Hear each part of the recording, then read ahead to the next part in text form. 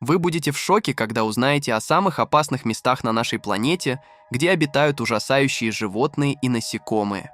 Сегодня я расскажу вам об островах, населенных ядовитыми змеями и пауками, о джунглях, кишащих хищниками, и о других местах, куда человеку лучше не попадать. Вы узнаете о загадочных территориях, где природа диктует свои правила, и о том, какие смертельные опасности там подстерегают. А в конце видео я поведаю вам о месте, где каждое животное способно убить человека за считанные минуты. Пристегните ремни, будет интересно.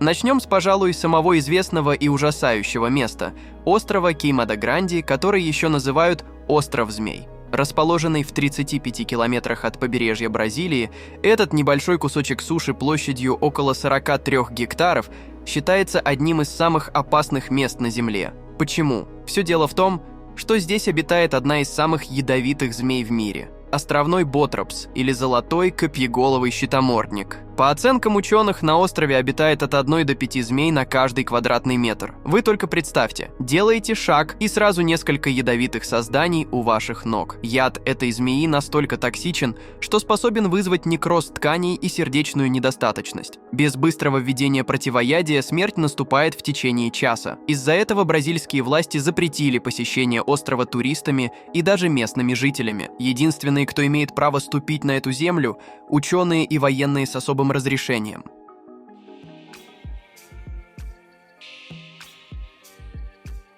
Легенды гласят, что змеи появились на острове после того, как пираты спрятали там свои сокровища, желая защитить их от любопытных глаз. Но на самом деле змеи оказались там из-за изоляции острова от материка в результате подъема уровня моря тысячи лет назад. Без естественных врагов и с обилием птиц для пропитания популяция змей выросла до невероятных размеров. Интересно, что золотой копьеголовый щитомордник не встречается больше нигде в мире. Это эндемичный вид, эволюционировавший в уникальных условиях. Ученые изучают их, чтобы найти новые лекарства и противоядия, но риск слишком велик.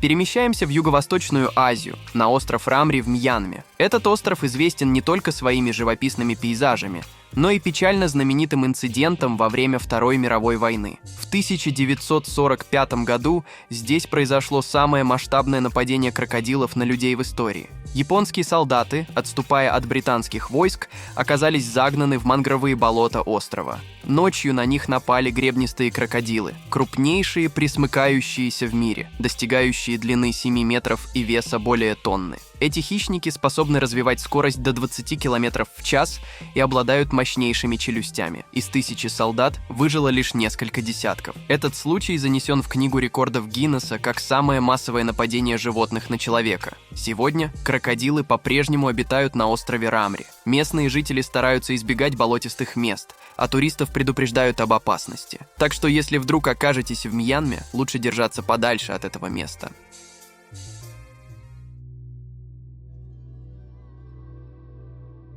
Австралия славится не только кенгуру и коалами, но и невероятным количеством опасных животных. Здесь обитают одни из самых ядовитых змей, пауков, медуз и даже осьминогов. Одно из таких мест – пустыня Симпсон, где живет тайпан, самая ядовитая змея в мире. Яд тайпана настолько токсичен, что одной дозы хватает, чтобы убить 100 человек или 250 тысяч мышей. Без быстрого введения противоядия смерть наступает в течение 45 минут. К счастью, случаи нападения на людей редки, но риск все равно высок. Кроме того, в Австралии обитает паук сиднейский воронковый. Его яд может привести к смерти в течение 15 минут. Этот паук часто селится в домах и садах, поэтому местные жители всегда должны быть начеку. А в прибрежных водах обитают ядовитые медузы и раканджи и морские осы, контакт с которыми может быть также смертельным.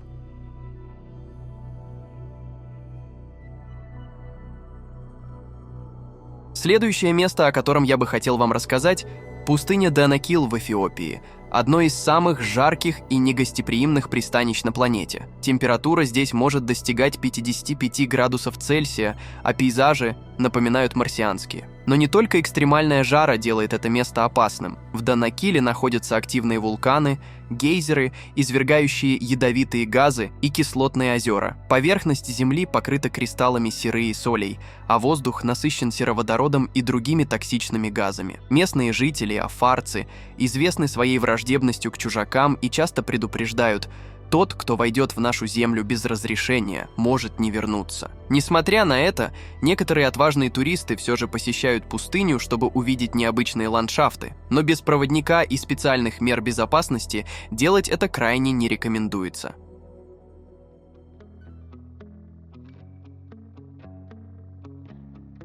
Возвращаемся в Австралию, на остров Фрейзер, крупнейший песчаный остров в мире. Здесь обитает большая популяция диких динго, австралийских диких собак. Хотя на первый взгляд они могут показаться безобидными, динго часто нападают на людей, особенно на детей. В 1998 году двухлетний мальчик пропал без вести на острове, и предполагается, что его утащили динго. С тех пор введены строгие правила. Туристам запрещено кормить животных, а детей необходимо держать под постоянным присмотром. Кроме того, на острове обитают ядовитые пауки, змеи и медузы, а в прибрежных водах – акулы и крокодилы. Так что, несмотря на красоту местных пляжей, это далеко не райское место для отдыха. Еще одно очень опасное место, куда я точно никогда не хотел бы попасть – амазонские джунгли, легкие нашей планеты и одновременно одно из самых опасных мест для человека. Здесь обитает невероятное разнообразие животных и насекомых, многие из которых представляют серьезную угрозу. Ядовитые лягушки-древолазы,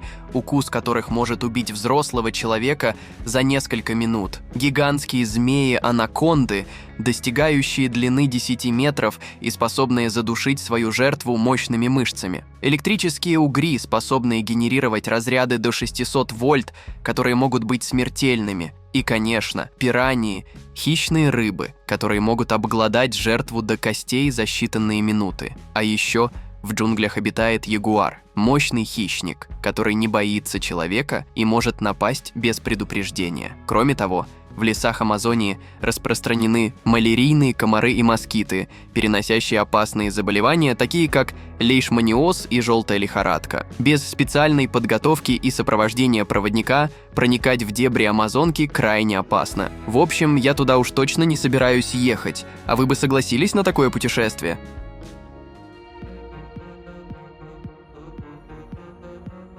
А вот дальше я хотел бы рассказать вам про одно очень удивительное место. Пещеры Гамантонг на острове Борнео известны своими гигантскими колониями летучих мышей и саланганов. Но не только это делает их опасными. Пол пещер покрыт толстым слоем гуано, помета, который служит питательной средой для множества насекомых. Среди них огромные тараканы длиной до 10 сантиметров, многоножки и скорпионы. А самое неприятное – клещи и паразиты, которые могут переносить опасные заболевания. Кроме того, воздух в пещерах насыщен аммиаком и сероводородом, что может вызвать отравление и повредить дыхательные пути. Тем не менее, пещеры привлекают туристов, желающих увидеть уникальные экосистемы и понаблюдать за сбором птичьих гнезд, которые считаются деликатесом в азиатской кухне. Но без специальных защитных костюмов и масок посещение пещер Гамантонг крайне рискованно. Лично я люблю пещеры, и даже подобные условия нисколько меня не напугают.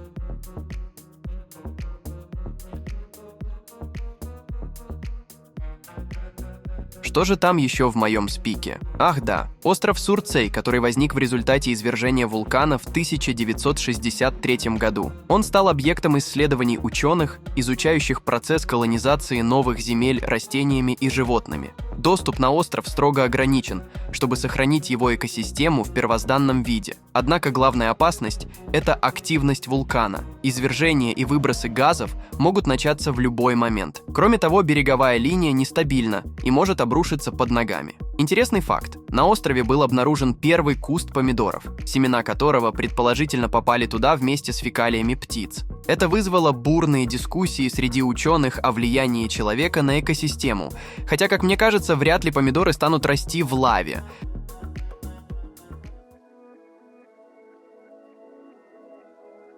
И еще одна пещера Джейкобс Велл, на этот раз в Техасе. Это одно из самых опасных мест для дайвинга. На первый взгляд, это живописный родник с кристально чистой водой, манящий своей красотой.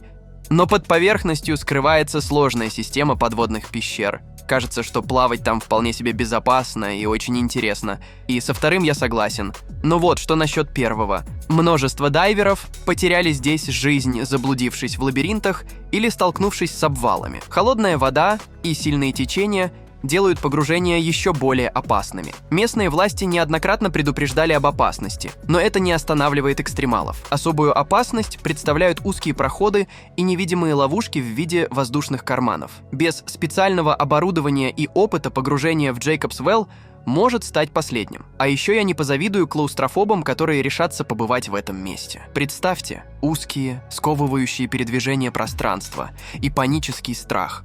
Думаю, это самый настоящий ад для таких людей.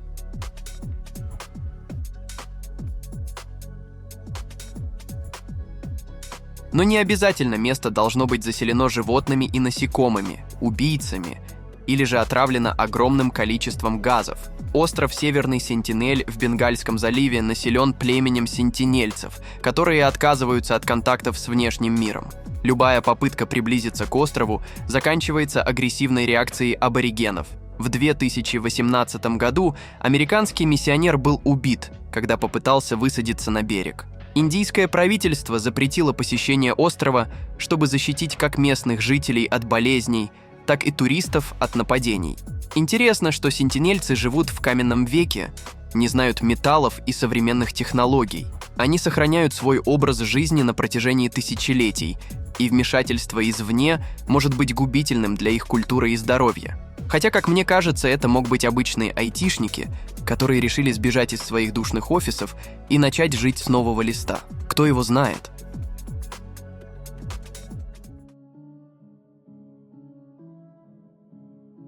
Еще одно опасное место в Эфиопии – Данакильский котлован. Здесь находятся серные источники, вулканы и озера из лавы. Температуры достигают 60 градусов Цельсия, а воздух насыщен ядовитыми газами. Настоящая парилка, правда, с запахом яда. Кстати, местность напоминает поверхность другой планеты, и ученые сравнивают ее с условиями на Марсе. Без специального оборудования и защиты здесь невозможно выжить. Но, несмотря на опасность, котлован привлекает исследователей и туристов-экстремалов. Лично я бы ни за что не согласился бы побывать в этом котловане. А вы пишите в комментарии. Еще один интересный факт. Здесь добывают соль традиционными методами, как и тысячи лет назад. Местные жители, несмотря на суровые условия, считают эту землю своим домом и источником дохода. Правда, неизвестно, насколько такая соль безопасная. Пожалуй, я и дальше буду покупать ее в обычном продуктовом магазине.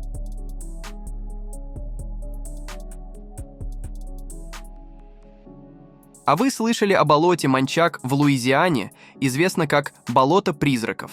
Легенды говорят о проклятиях и духах, но реальная опасность – это аллигаторы, ядовитые змеи и болотная местность, в которой легко заблудиться или утонуть. В 1919 году после урагана здесь погибло множество людей. С тех пор местные жители стараются избегать этого места, особенно ночью. А вот туристы, желающие испытать острые ощущения, часто недооценивают опасность. Правда, я не понимаю, как можно недооценивать огромного и злого крокодила. Или люди думают, что он как собачка, легко прикусит и отпустит. Кроме того, в болотах обитает огромный численный вид комаров, переносящих болезни, такие как вирус западного Нила и Зика. Без соответствующей защиты риск заражения высок.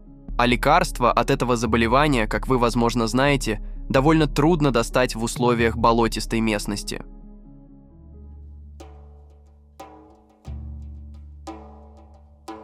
Зыбучие пески, скорпионы-убийцы, песчаные бури – все это – пустыня Намиб. Она считается одной из старейших и сухих в мире. Здесь практически отсутствуют осадки, а температура может колебаться от минусовых значений ночью до 40 градусов Цельсия днем. Но главная опасность – это блуждающие пески и дюны, которые могут поглотить человека или транспортное средство. Без достаточных запасов воды и пищи выжить здесь практически невозможно. Кроме того, в пустыне обитают опасные животные, такие как песчаные змеи и скорпионы, чей яд может быть смертельным. Несмотря на это, пустыня привлекает туристов своей уникальной красотой и сафари-турами. Кстати, в одном из предыдущих роликов я как раз показывал, что бывает с беспечными туристами во время сафари.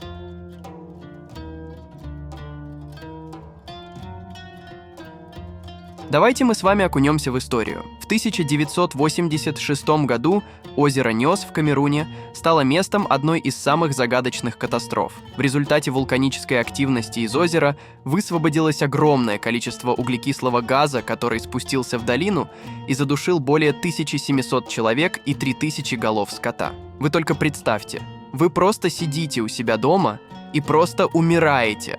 Это же просто невероятно и ужасно одновременно. Сегодня ученые следят за состоянием озера и проводят мероприятия по дегазации. Но риск повторения трагедии остается. Местные жители продолжают жить вблизи озера, несмотря на опасность. Лично я бы на их месте свалил бы куда подальше. Хотя можно просто установить очень умную систему для фильтрации воздуха, которая автоматически закрывала бы приток воздуха. Но все равно, зачем пытаться предотвратить то, чего можно спокойно избежать? В общем, вопросов больше, чем ответов. А как бы вы поступили в такой ситуации?